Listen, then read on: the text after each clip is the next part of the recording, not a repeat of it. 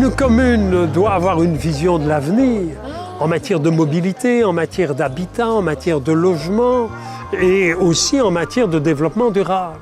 Agenda Iris 21, c'est un appel à projet lancé par le gouvernement de la région Bruxelles-Capitale à l'intention des 19 communes et CPAS bruxellois afin de leur permettre de mettre en œuvre leur Agenda 21 local.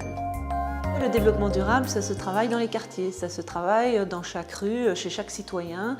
Et donc, il y a des communes qui font du travail de proximité. Et si on donne cette aide, et c'est ça qu'on a voulu au niveau de la région, c'est pour compléter un petit peu tout ce projet de ville durable que nous avons au niveau régional, mais pour lequel nous avons véritablement besoin de l'impulsion de chacun. Actuellement, après 3 ans, nous avons 19 projets en cours, 14 communes et 5 CPS.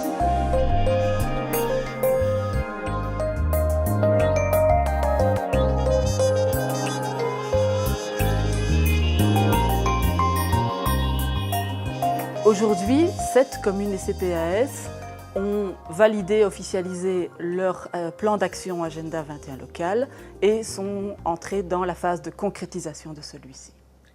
Un Agenda 21 local, c'est un plan d'action pour le développement durable. Et c'est important au niveau d'une commune, on est souvent pris par des questions à court terme, de pouvoir réfléchir sur le moyen et le long terme, de se fixer des objectifs. Concrètement, ça veut dire de faire en sorte que les projets communaux et les projets citoyens sur le territoire de la commune répondent au triple enjeu de la protection de l'environnement, de l'équité sociale et aussi du dynamisme économique local. EVER s'est lancée dans la concrétisation d'un agenda 21 local parce qu'elle était déjà engagée depuis des années dans ce qu'on appelle de manière globale le développement durable.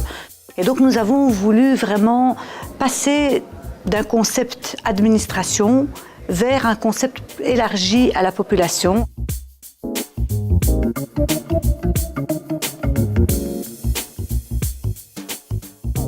L'Agenda 21, c'est vraiment un bouillon de culture fort intéressant. Donc, on a eu pas mal de réunions où on a échangé, on a pu écouter les préoccupations des autres. Et souvent, on sentait qu'elles étaient portées par les citoyens et je pense que ça, c'est fort important.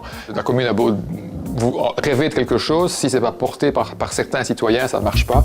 Il y a quand même près d'une centaine de citoyens qui ont participé, qui ont parfois consacré 3 samedis pleins à venir discuter des thèmes, de propositions concrètes, qui sont le résultat de débats directs avec des citoyens et qui ont un peu une expérience autre qu'au sein d'une administration.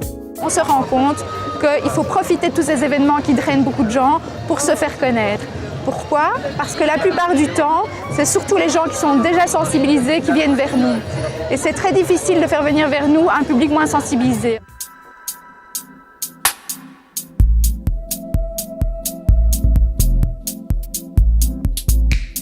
C'est un projet qui a démarré il y a 2 ans, dont l'objectif était de mettre en place un site de démonstration de tout ce qui pouvait être fait dans des jardins bruxellois, en intégrant les habitants du quartier dans la vie du jardin. Pour construire le projet, on a contacté une série d'associations etterbeekoises, bruxelloises, mais aussi wallonnes, en leur proposant de participer au projet de jardin et en leur demandant ce qu'ils voudraient faire sur les jardins si on leur donnait une parcelle.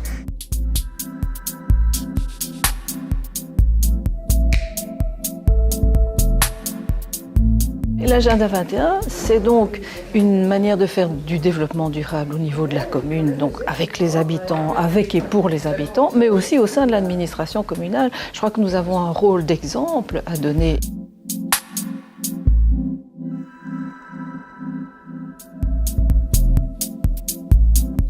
Ce qui a changé fondamentalement dans le nettoyage des véhicules chez nous à la commune d'Uccle, c'est qu'on n'emploie plus d'eau. Et qu'on emploie des produits bio.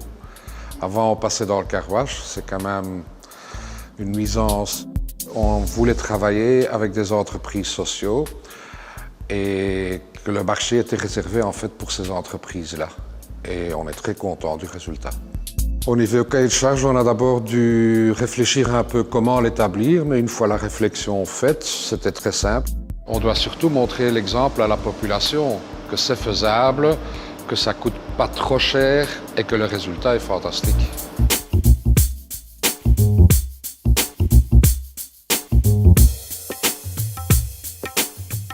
C'est des simples gestes qui sont de couper les ordinateurs, de diminuer les radiateurs, de couper les lumières. On a mis en place des petites actions, des petits comportements qui sont par exemple l'utilisation du recto verso. Et donc on est passé d'une consommation de 900 000 feuilles en 2004 à une consommation de 700 000 feuilles en 2007. On retrouve ces affichettes aussi au-dessus des toilettes en demandant attention, utiliser la chasse d'eau économique, éviter de laisser couler le robinet inutilement. Autre élément important d'un plan d'action et d'un agenda 21 par ailleurs, c'est l'implémentation de la transversalité au sein des institutions publiques. Nous avions mis sur pied un comité d'accompagnement. Ça permet aux différents services d'être associés à la mise en œuvre parce que le travail est transversal. C'est très clair que quand on donne des impulsions en achat de produits alimentaires, par exemple, et ça concerne un petit peu tous les services qui font des réceptions, qui ont besoin d'acheter des boissons.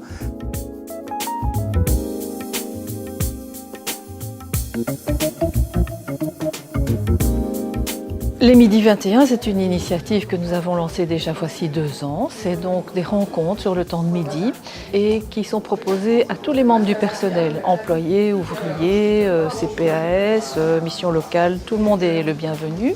Je dirais que l'intérêt de la chose, c'est qu'autour de la table se retrouvent des personnes de services tout à fait différents. Donc on voit bien le niveau de la transversalité qui est très intéressant. D'abord peut-être dans les questions qui sont posées par rapport à la thématique abordée, mais aussi par rapport aux échanges entre eux.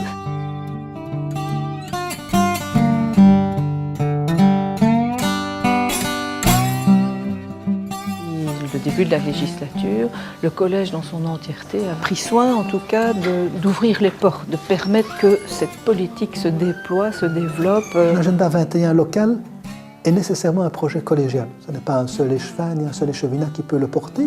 Ça doit être tout le collège, mais même au-delà du collège, ça doit être toute la commune.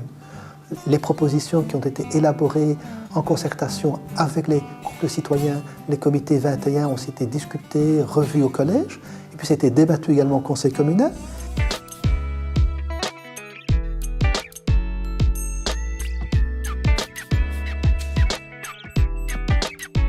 Le développement durable, ça a aussi un aspect social. Et donc on voit qu'au travers des CPS, sur des matières par exemple de l'énergie ou de la mobilité, on peut travailler sur la question du développement durable. Pourquoi on se lance dans un agenda 21 alors qu'on a des missions sociales excessivement importantes à relever? L'enjeu essentiel pour le CPS, c'est qu'au-delà de concerner seulement ceux qui en général sont sensibilisés à cette question, c'est d'aller chercher de nouveaux publics qui ne sont pas traditionnellement concernés par les enjeux du développement durable.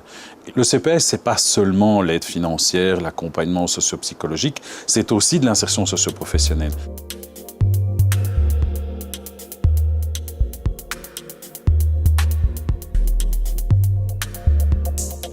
C'est un projet emploi-formation, donc nous accueillons 4 personnes aidées par le CPAS qui sont encadrées par 2 formatrices et qui sont dans une formation de couture. Et l'originalité aussi, c'est que nous travaillons sur les textiles recyclés. L'idée, c'est qu'avec ces textiles, on peut les transformer, on peut les customiser, on peut les récupérer et en faire de nouvelles choses. C'est un projet d'économie sociale, donc l'idée, c'est que ce projet soit autonome financièrement dans le futur. Ce qui est créé dans l'atelier est vendu dans la boutique.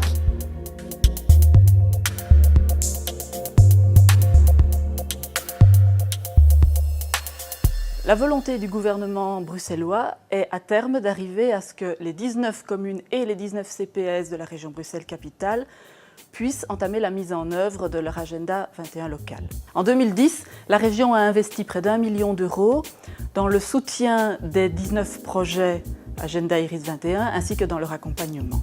On offre 50 000 € x 3, c'est-à-dire pendant 3 ans aux communes et CPS, et on leur offre un soutien méthodologique de construction d'outils, mais aussi de sessions d'information, d'échanges entre les différents porteurs de projets. Et donc on réunit une dizaine de fois par an les communes et les CPS pour des sessions de formation, d'échanges.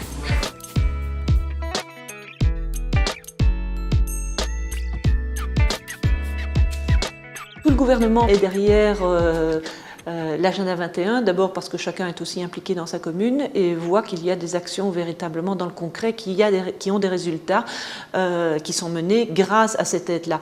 Donc elle n'est plus remise du tout en question, que du contraire, elle est véritablement encouragée. Ça veut dire qu'en fait, les projets qui sont arrivés au bout de leurs 3 ans, eh bien, vont avoir un an de transition et donc nous allons effectivement budgéter une année supplémentaire pour ces communes-là parce que c'est important qu'elles poursuivent leur travail et que par après elles volent de leurs propres ailes. Et on est le nez dans le guidon tout le temps à régler des problématiques très complexes, à relever des défis sociaux essentiels. Un agenda 21, c'est peut-être relever la tête, un peu regarder l'horizon et envisager demain.